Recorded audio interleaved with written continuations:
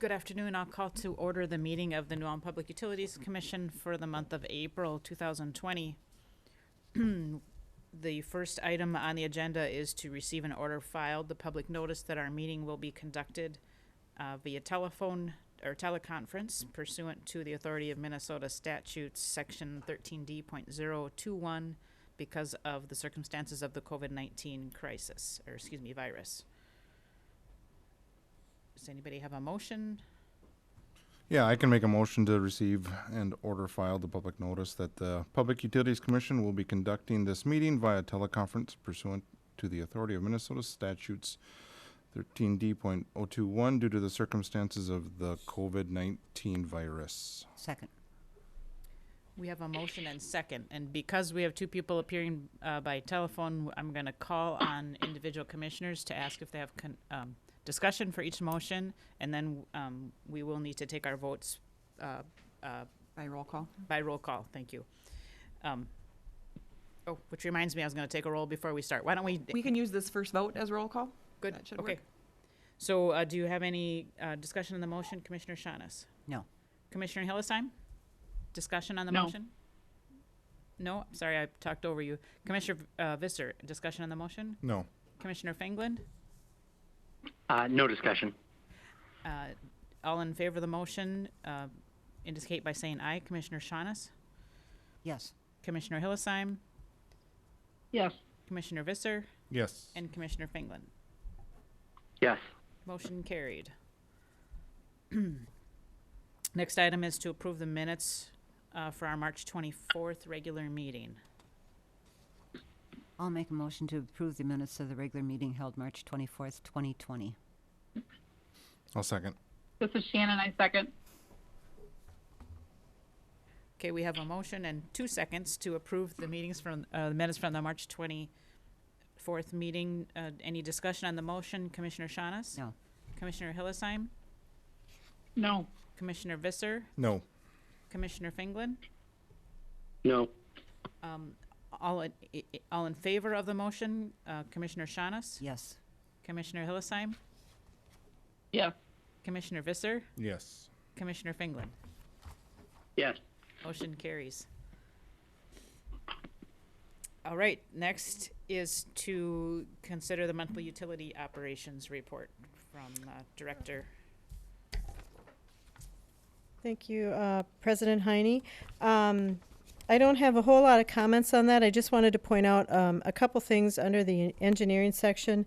The boiler number 4 controls update is in the process of getting ready for testing the week of May 4th.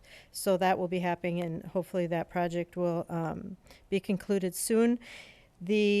Under district energy planning, also a note that the steam upgrade for the Firmenich project, that the steam type is expected to be delivered May 4th and looking at construction starting May 11th. So that project as well is underway. Other than that, unless you have any questions, I didn't have any other comments. This is Shannon. I'll offer the motion to receive and order filed report regarding monthly utility operations. Second. I'll second. This is Sean. I'll second. Any discussion on the motion, Commissioner Shaughness? No. Commissioner Hillesheim? No. Commissioner Visser? No. Commissioner Fengland? No. All in favor of the motion indicates by saying aye. Opposed, realized I didn't think through that. Hard to go through the. We'll find, if somebody says no, I guess we'll go from there. Commissioner Shaughness? Yes. Commissioner Hillesheim? Yes. Commissioner Visser? Yes. Commissioner Fengland? Yes. Motion carries. Thank you. Employee of the Month recognition, Director Manderfeld, wanna? Yes, we have Beth Krall. She is our financial manager with the Public Utilities Administration Department. She is the Employee of the Month for March 2020.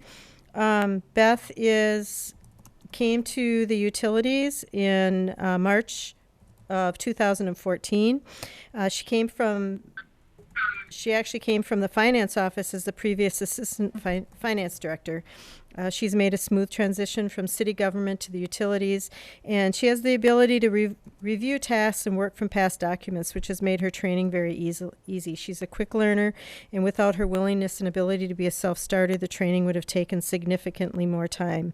So although the city had lost an excellent employee, the PUC is lucky to have her and will benefit from her knowledge that she brings to us. So congratulations, Beth.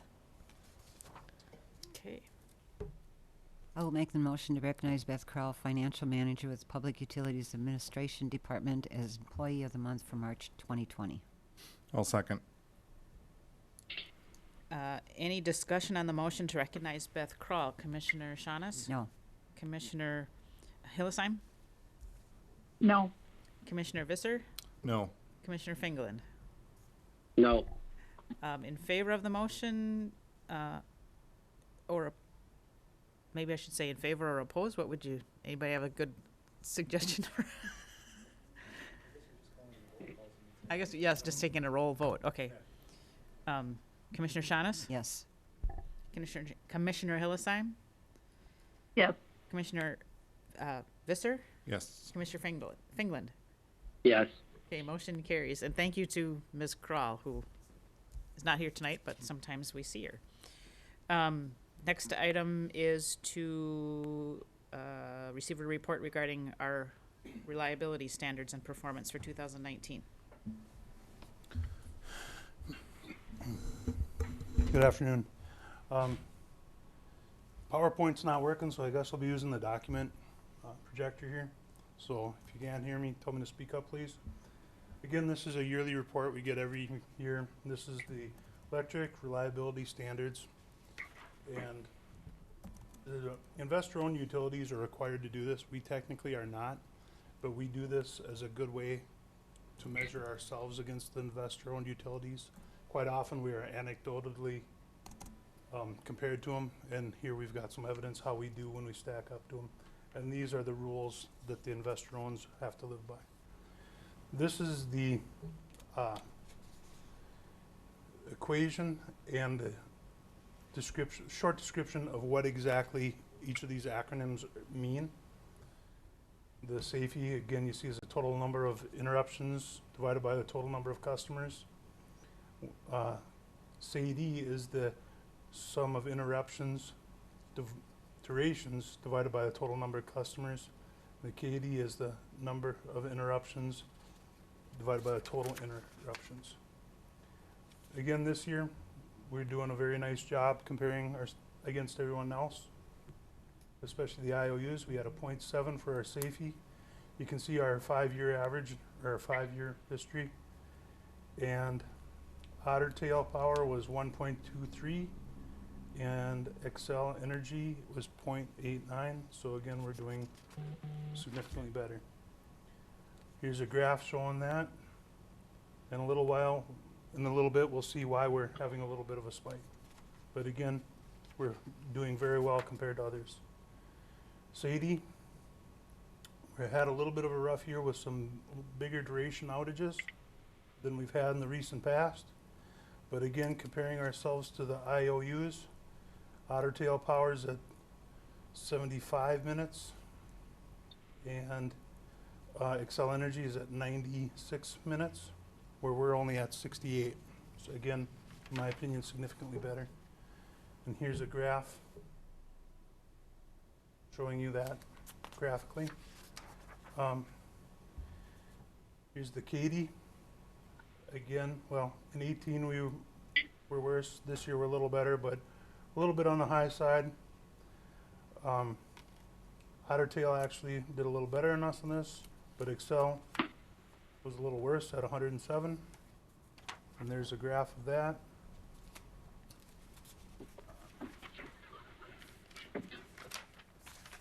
And this is how we develop our reaction to an event. When an event happens, we examine what happened, SCADA reports, and utilize GIS to find out how many meters and how many people were actually affected by this outage. And here's a short description of why we fluctuate more wildly than some of the bigger ones.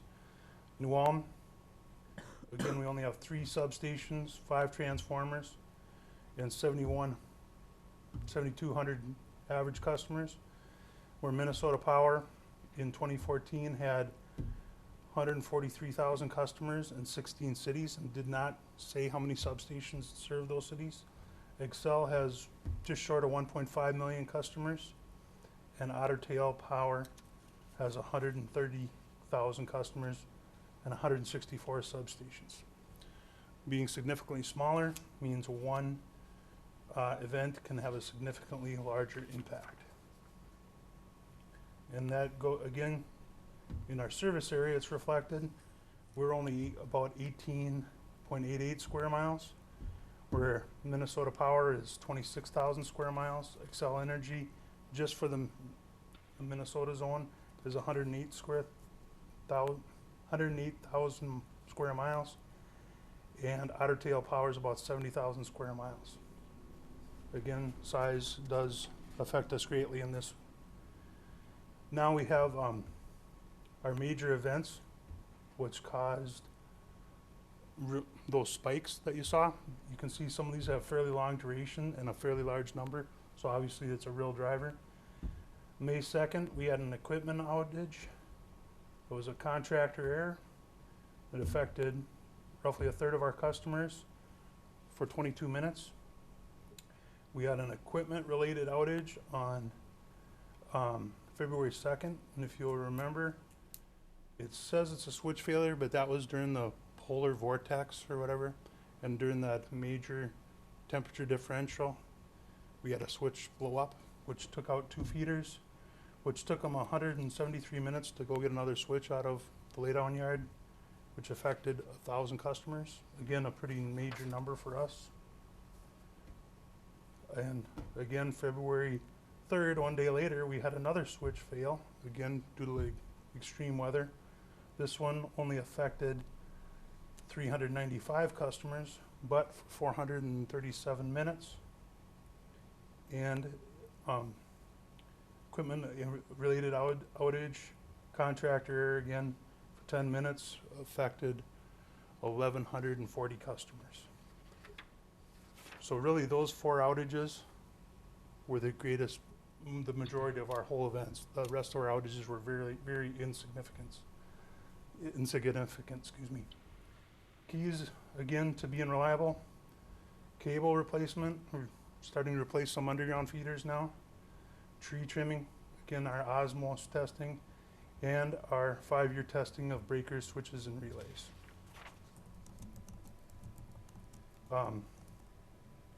Our projects that we were working on, we had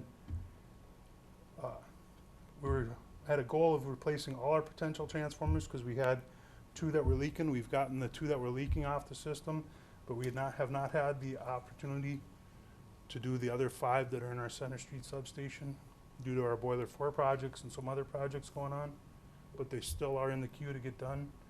And we were gonna replace the breakers. We have found we could rebuild the breakers significantly cheaper, and we have rebuilt those breakers in the north side substation. That's done.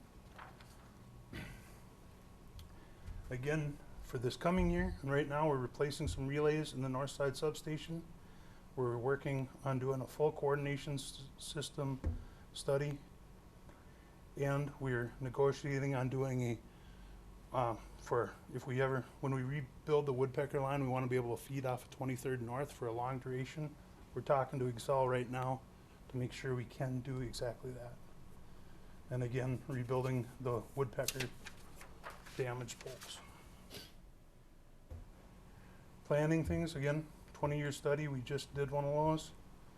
We build in a lot of redundancy, and the significant portion of our system are underground components. Again, some more reliability issues. Knowledgeable operators.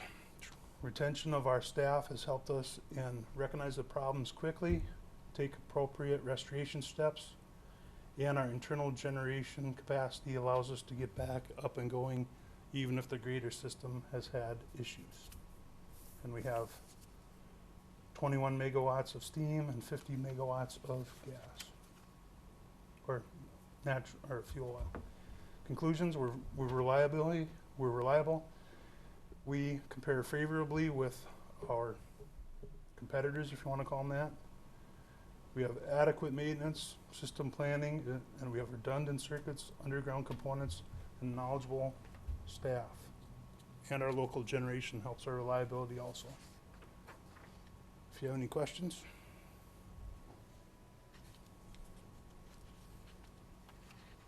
Can you think of any threats to our reliability? Threats to our reliability?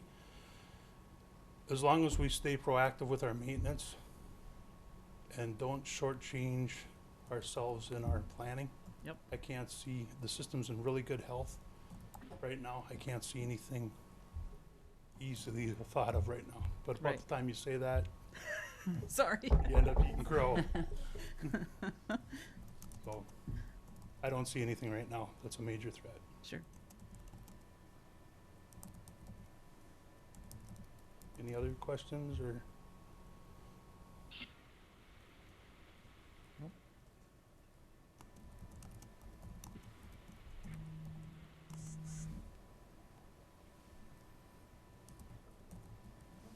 We can see your All phone right, on the I'll, TV, Chris. This is Sean, Commissioner Finland. I'll offer the motion to receive and file the report regarding New Ulm's electric system reliability standards and performance for 2019. Second. I'll second.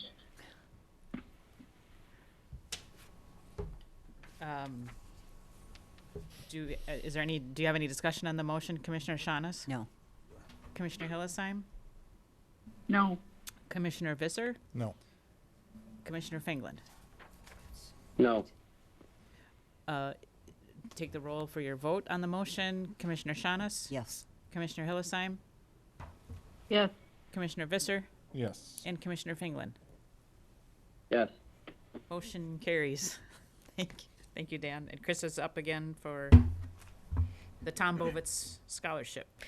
Yes, each year, there's a Tom Bovitz Memorial Scholarship that's available to seniors in the 3 high schools in New Ulm.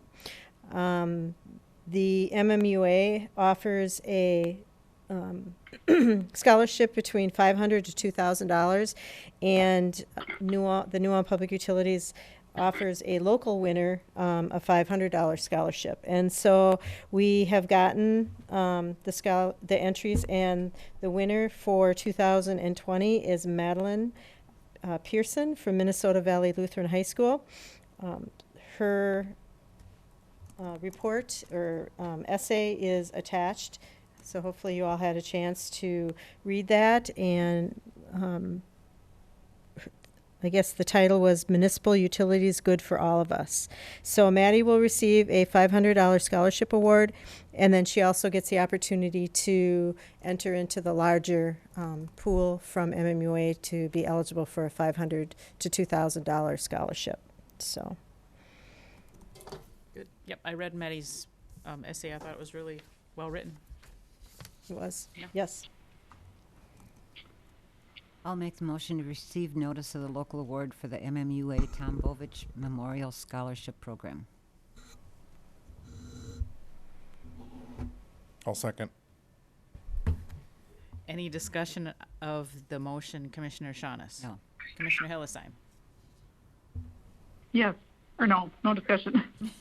Commissioner Visser? No. Commissioner Finland? No discussion. And I'll take the roll on the vote. Commissioner Shaughness? Yes. Commissioner Hillisheim? Yes. Commissioner Visser? Yes. And Commissioner Finland? Yes. Motion carries. Thank you. New business, consider the reopening procedures for the utility due to the COVID-19 policies. Go Yes, this is just an informational item for the commission. The potential lifting of the COVID-19 stay-at-home order is intended for May 4th. And so I just wanted to give you a plan as to what the utility is planning on doing. Of course, if the date is extended by Governor Walz, the New Ulm PUC will follow the order that's given by the governor. But staff, however, irregardless of the order, will be returning to work on May 4th, but there will be some modifications to our workplace procedures. The policies and procedures that will be put in place to ensure safety of our crews and employees. The majority of these policies and procedures we anticipate are going to be in place until probably July, or however, it's ever changing. So they'll be in place until they will no longer be needed. Right now, our field crews, they're separated into smaller work groups. This is to minimize employee contact, and right now they're working alternating weeks. But after May 4th, all our field crews will report back to work. We will continue to have them in smaller work groups. They're going to continue to be in the same work group until July. We're asking all field crews to stagger their breaks, take them in separate locations. That way to limit their time in garages or other common areas. Masks will be used when in contact on a work site that doesn't allow for a 6-foot separation, or when they're riding in a vehicle, two to a vehicle. They'll be required to wear masks. And when entering a residence, we have proper PPE that will be required, which is to include gloves, safety glasses, masks, and I believe we have some gowns as well. Our office staff, again, too, will follow social distancing guidelines. We're still encouraging the use of video or teleconferencing for meetings. We're limiting time in the common areas and increased sanitation efforts. Staggering of breaks are encouraged, and increased distancing from public to our front office employees will be maintained. If any of our employees have symptoms of a respiratory disease, they're to follow the CDC guidelines, which is 7 days or 3 days without a fever.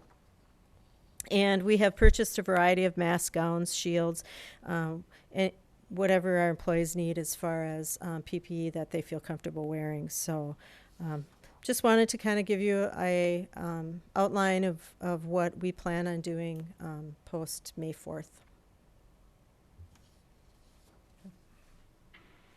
I'll make a motion and order file the proposed reopen plans of the New Ulm Public Utilities after lifting of the COVID-19 stay-at-home order. This is Shannon, I second. Any discussion on the motion? Commissioner Shaunis? No. Commissioner Hillisheim? No. Commissioner Visser? No. And Commissioner Fingland? No. Okay, we'll take the roll for the vote on the motion to receive and order filed the proposed reopening plans. Commissioner Shaunis? Yes. Commissioner Hillisheim? Yes. Commissioner Visser? Yes. And Commissioner Fingland? Yes. Okay, motion carries. Next, we need to consider we're being asked to consider authorizing an extension to the disconnection and payment policies we discussed in, what is it? Today is April, we discussed in March. Yep. At the March 24th commission meeting, the commission decided to modify the disconnection policy and suspend all disconnection and late payment penalties for residential and commercial customers until April 30th. We are asking for permission to extend that to June 30th. With the stay-at-home order in place until May 4th, that would give people a little bit more time to get back on their feet and get current on their bills. Have we had a lot of customers need to take advantage of the policy? I looked at this today, and the list is growing. I have to say probably the majority of the people are chronic late payers. There are a few on there that are starting to come on that maybe they're waiting for their stimulus money or something like that, or the small business loans. But we're monitoring it, making sure that, I believe there's letters also going out and calls, just reminding people to make a payment if they can, just kind of keep in touch with our customers to make sure that they're doing okay and that they know what their options are. So it's not it hasn't affected our financial bottom line. It is not. At this point. Not at this point, no. Okay.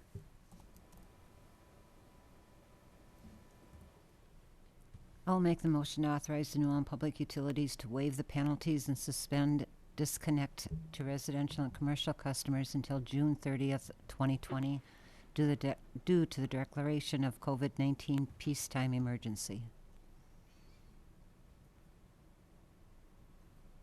This is Seth, I'll second. Any discussion on the motion, Commissioner Shaunis? No. Commissioner Hillisheim? No. Commissioner Visser? No. And Commissioner Finglin? No. Call the roll for your vote. Commissioner Shaunis? Yes.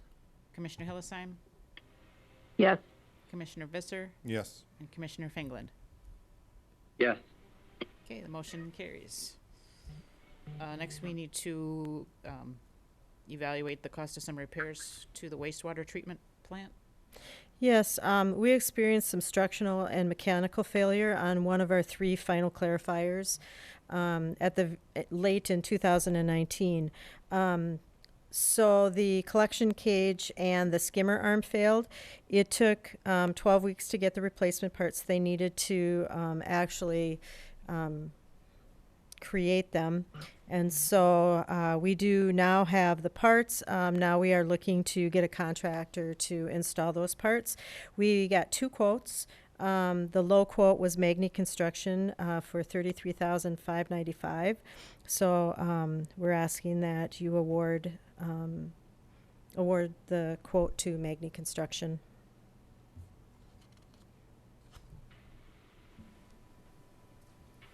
I make a motion to accept the quote from Magni Construction for the emergency repairs to final clarifier number 2 at the New Ulm wastewater treatment plant in the amount of $33,595. This is Commissioner Finglin. I'll second. Any discussion of that motion, Commissioner Shaunis? No. Commissioner Hillisheim? No. Commissioner Visser? No. Commissioner Finglin? No. Take the roll for your votes. Commissioner Shaunis? Yes. Commissioner Hillisheim? Yes. Commissioner Visser? Yes. Commissioner Finglin? Yes. Motion carries. Next on the agenda is to consider advanced control systems to the SCADA. SCADA for MISO. I just kind of squish them together. Enough acronyms, huh? There you go. Yeah, this is to add the ICCP protocol to our SCADA system for MISO.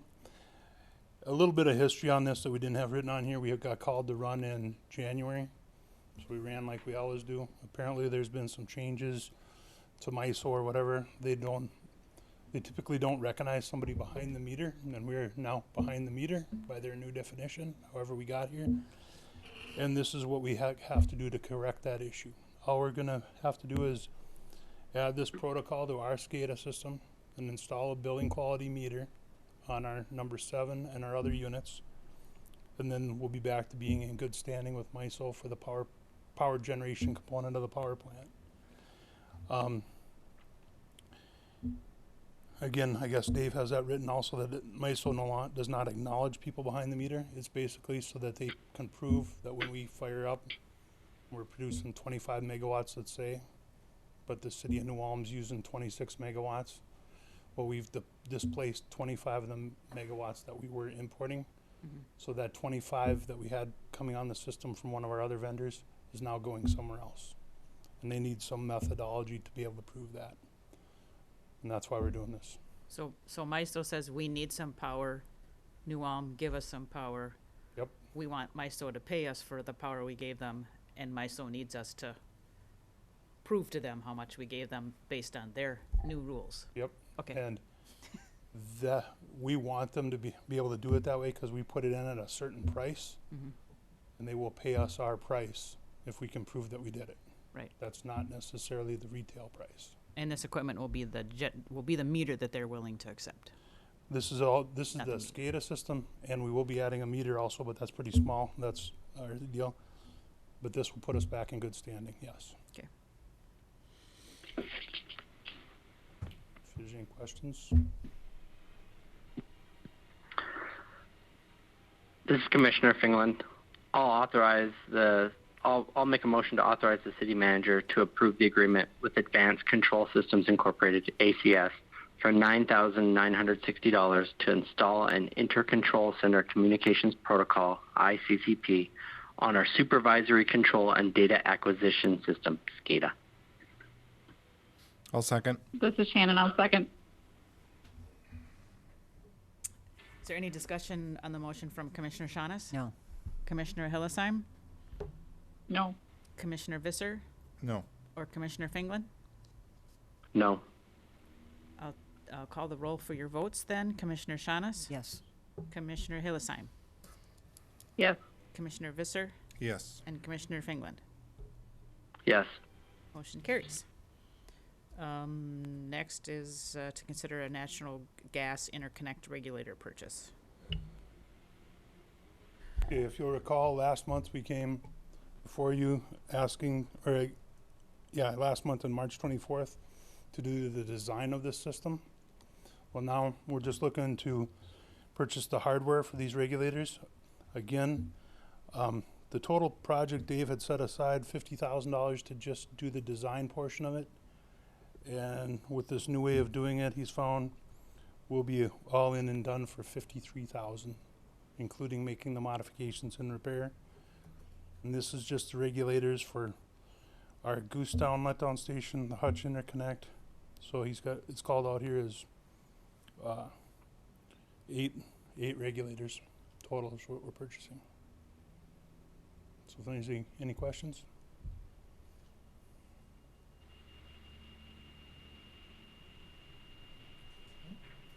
I can make a motion to approve the purchase of 8 Mooney natural gas regulators from Utility Safety and Design Incorporated, USDI, at a cost of $39,260 plus tax and shipping for an estimated total cost of $42,368 and 63 cents. Was it 42,380? Oh, $42,368 and 63 cents.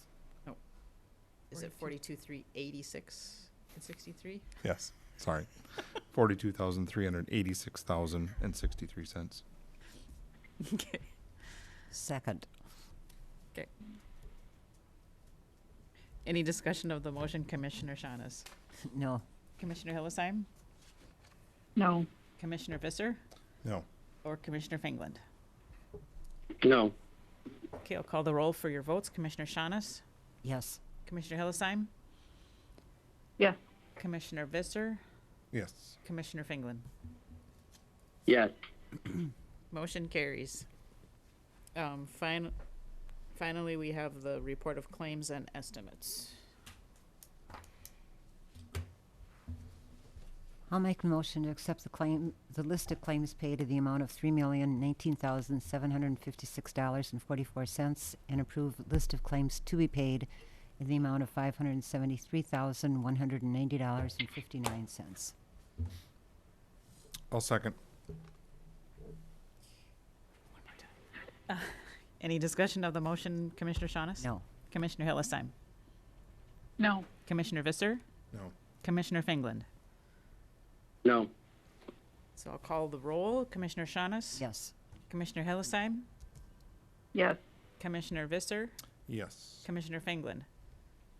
Yes. Motion carries. Do we have any other comments by the commissioners today? If not, then we are adjourned.